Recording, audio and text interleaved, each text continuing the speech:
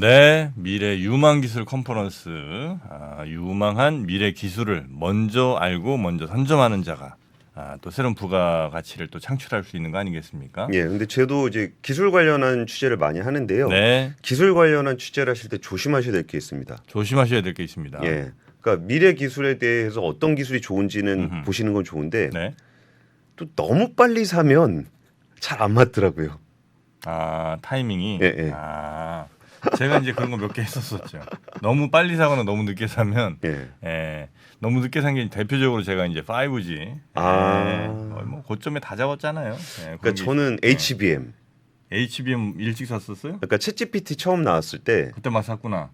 산 게 아니라 저는 이제 그 제가 다루는 종목들은 잘 주식을 잘 안 해가지고 그때 얘기를 들어보니까 그러면 챗GPT가 잘 되면 우리나라에는 뭐 도움될 게 없나. 어허. 그러다 보니까 지금 AI가 잘 되게 되면 엔비디아 주식이 잘 될 거다. GPU가 잘 팔릴 거다. 그렇죠. 그리고 엔비디아 GPU가 팔리게 되면 거기 들어가는 HBM이 잘 될 거다. 응. 그랬는데 그때는 별로 HBM이 별로 관심이 없었고 네? 그럴 때가 오히려 마이크로소프트 이런 주식이 됐고 MS가 잘 나갔고. 그 다음에 엔비디아가 한참 갔고 그리고 나서 HBM이 가더라고요.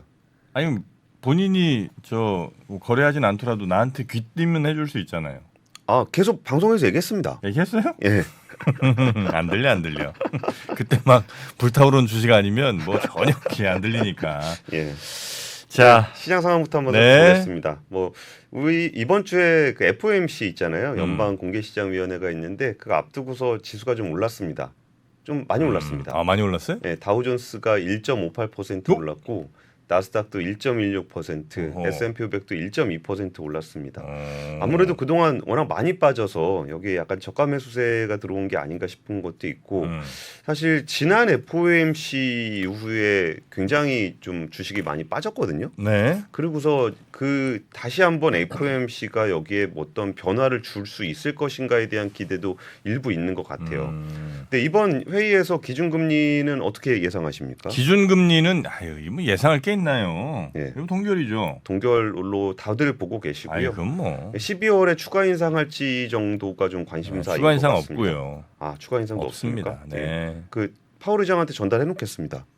12월 달 없다고 지금 그래요? 정프로님께 선언하셨다고. 네, 선언했습니다. 예, 그리고 12월도 없습니다. 저희 해외 통신원 중에 네. 연준에 계신 분이 있습니다. 연준에 계신 분이 있죠. 예. 그래서 그분께 전달을 해서 파월 의장께 엄중하게 얘기해라. 네. 12월은 동결이라고 정프로님이 정해놨다. 경거망동하지 말라 정도 워딩이 좋겠습니다. 경거망동은 영어로 어떻게 해야 돼요? 라이트 액티브. 라이브 워크 아닌가 말 라이브 워크. 이렇게 농담할 때 아니요.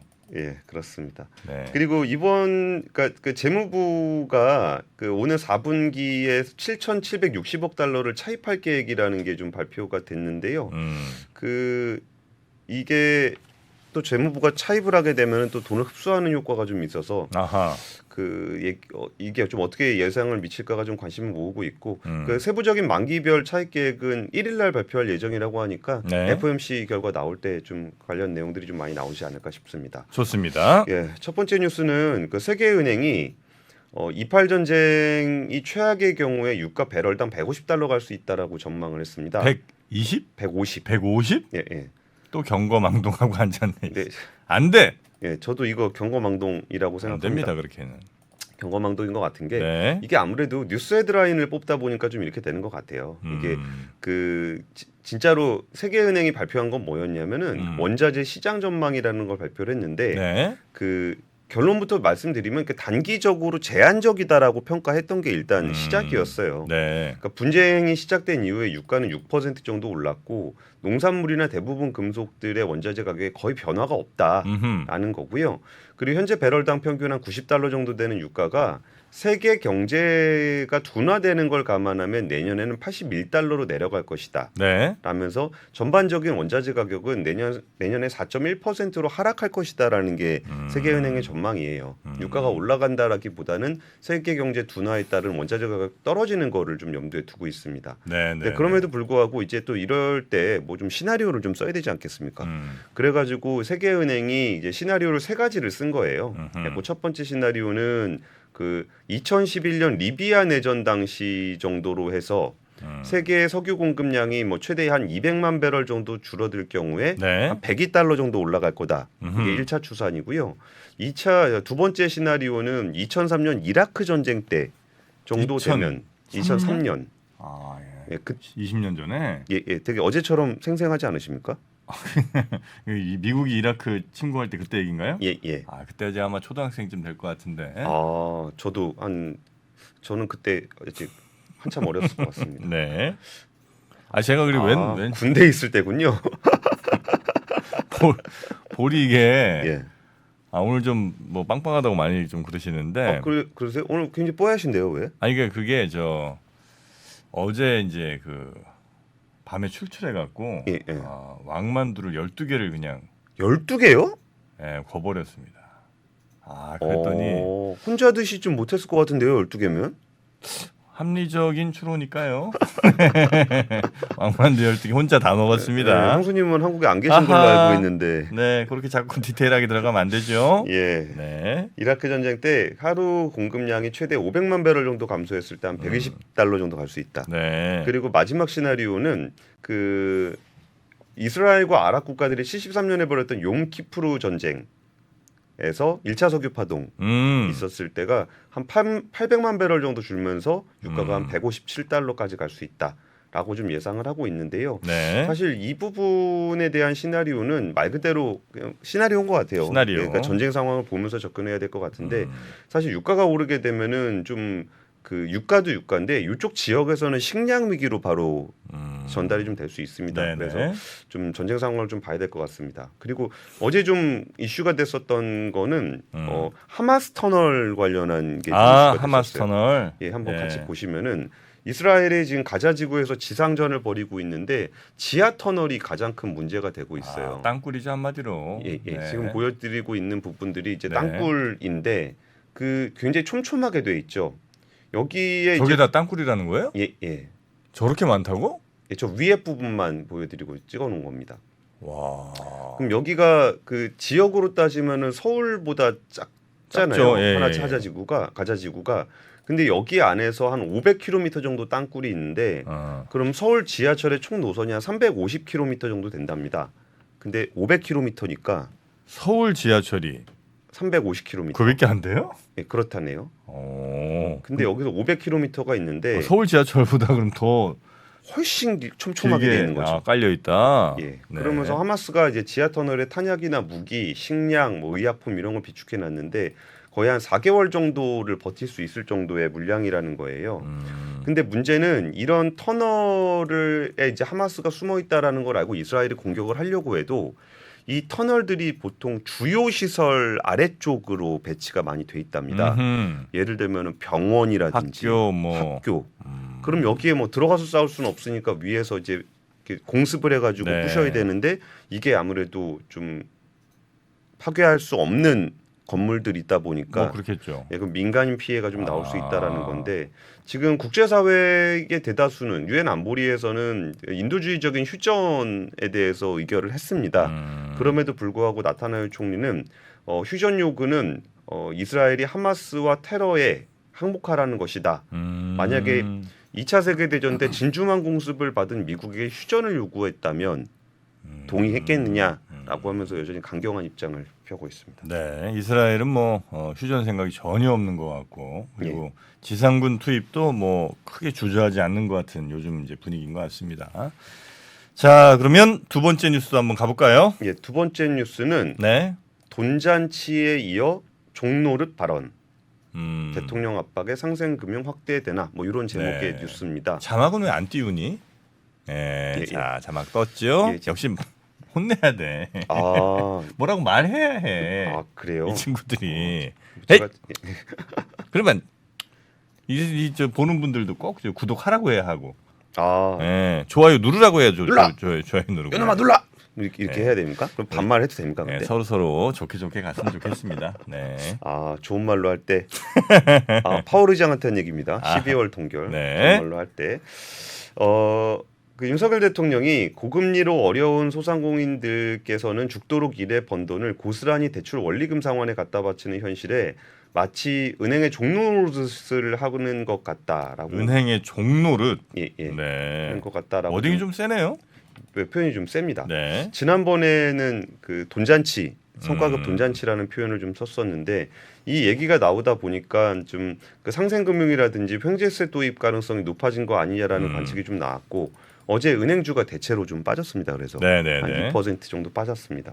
근데 올해 3분기까지 순이익을 보면은 KB, 신한, 하나, 우리 농협에서 대충 한 16조 원 정도의 당기 순이익을 올렸어요. 올해 사상 최대 실적을 예고한 상황입니다. 사실 금리가 높아지게 되면은 은행들은 금리가 상승하는 기에는 은행이 좀 순이익이 올라가는 성격이 좀 있습니다. 근데 그러다 보니까 지금 금리 때문에 많은 사람들은 좀 힘들어하고 있는 상황에서 은행은 너무 많이 돈을 벌다 보니까 네. 이런 비판들이 좀 나오고 있습니다. 그리고 근데 사실 이런 문제 제기가 있을 것을 은행도 알잖아요. 네네. 그래서 금융감독원에 따르면 지난 3월부터 발표된 금융권의 상생금융 활성화 방안이 한 1조 원이 좀 넘어요. 그러니까 뭐 수수료라든지 금리나 뭐 연체율 감면, 원금 상환 지원, 네. 뭐 채무 감면 등 이런 혜택들을 좀 합산한 개념인데요.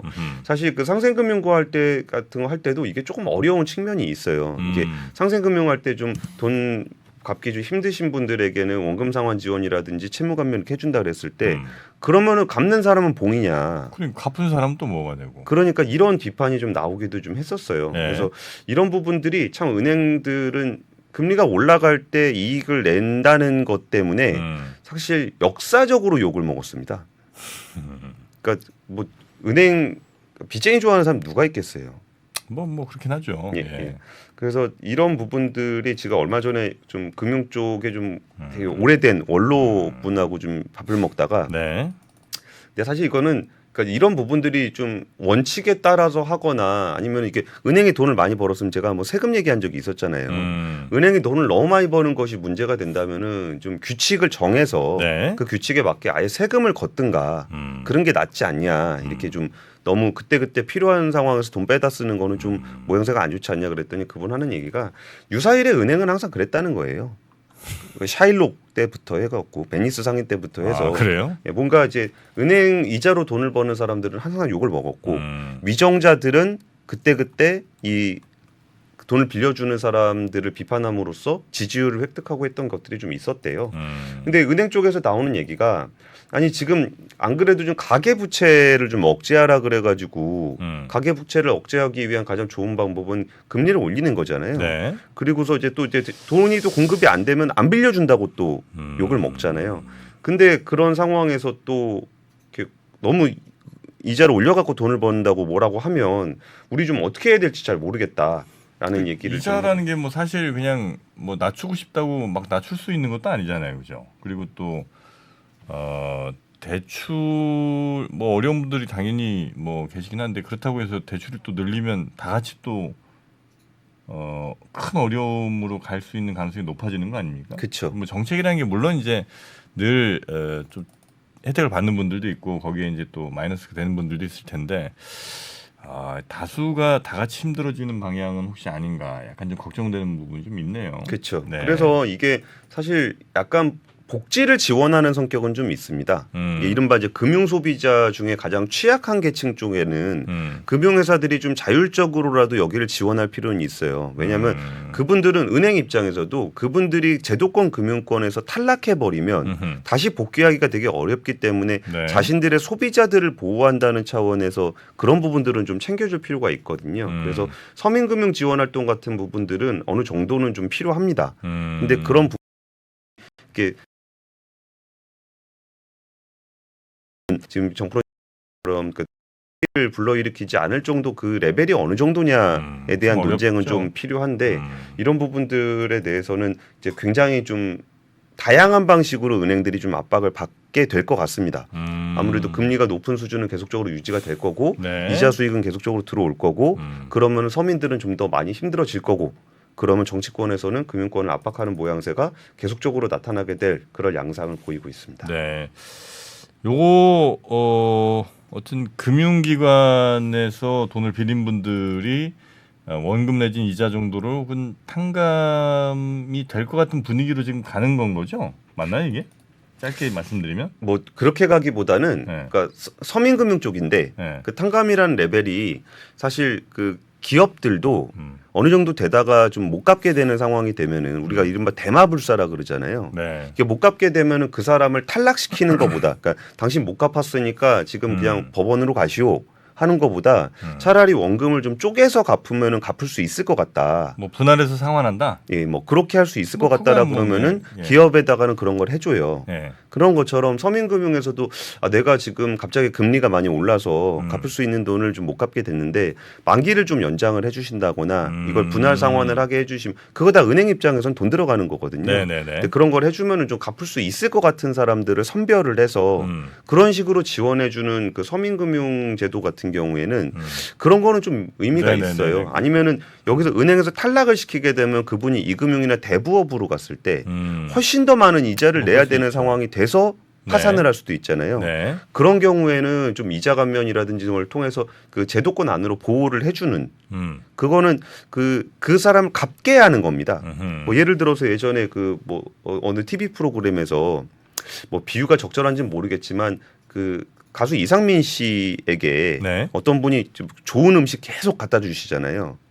이상민 씨한테. 예, 예. 그랬어요. 열심히 일해서 빚 갚으라고.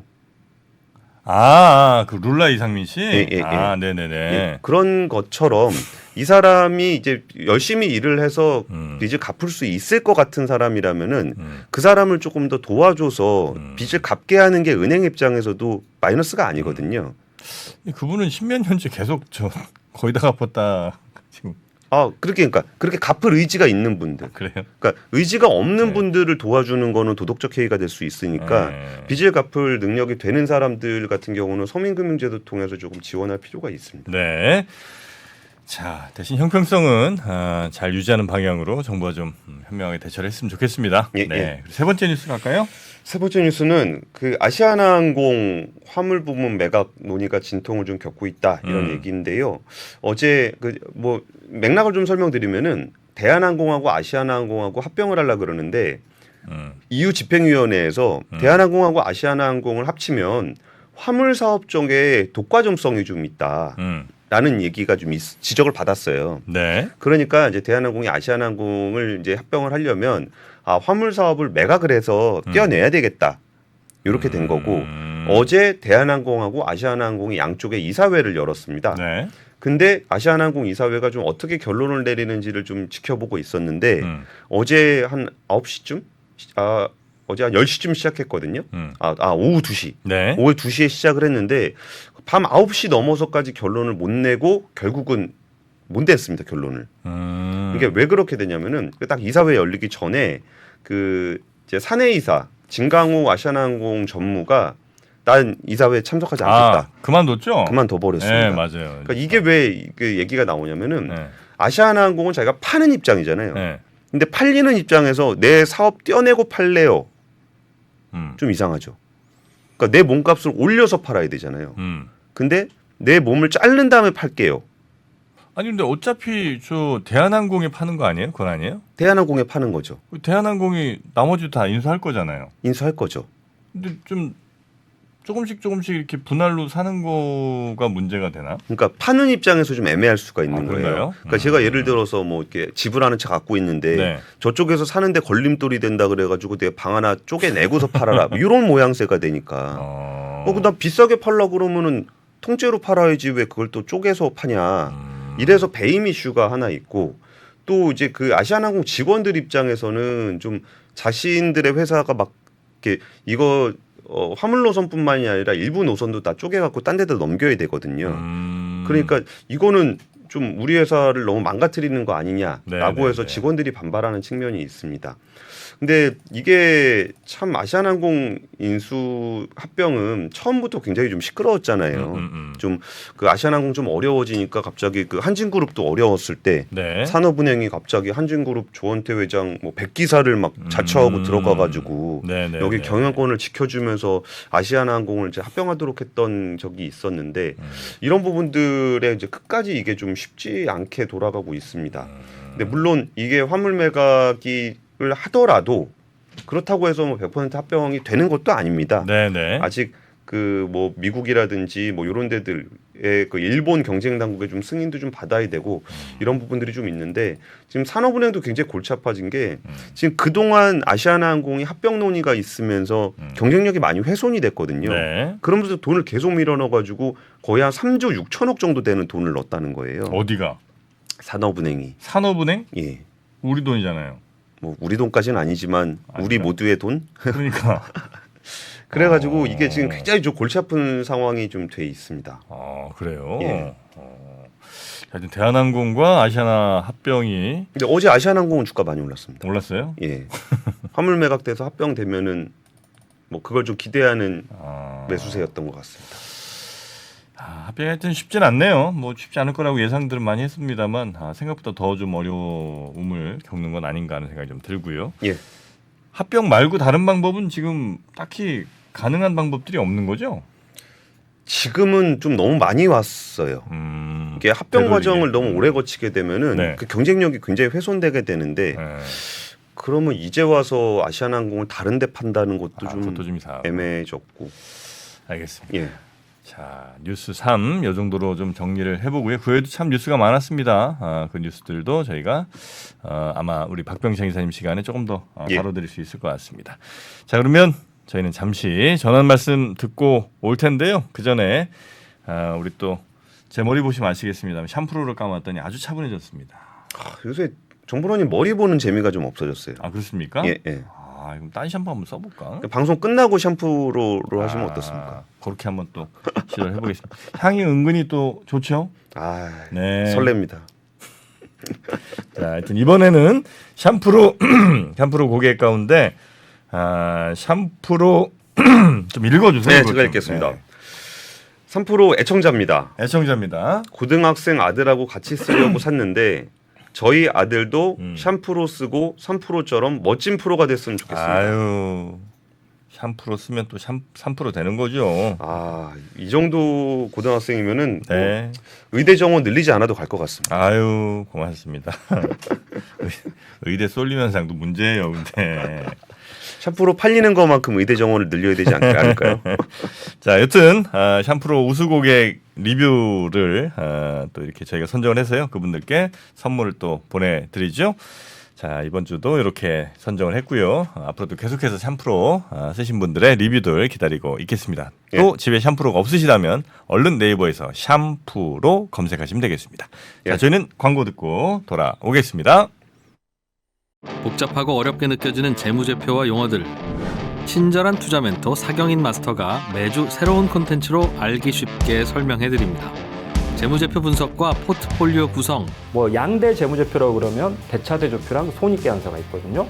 매수 매도 방법, 이때 사는 게 좋겠네. 이렇게 사면 좋겠다. 근데 이렇게 살려면 뭘 해야 되냐면요. 나머지 3분의 1은 놔둬봅니다. 어디까지 가는지. 실전 투자 팁까지 알려드립니다. 오직 3프로 멤버십에서만 만나실 수 있습니다.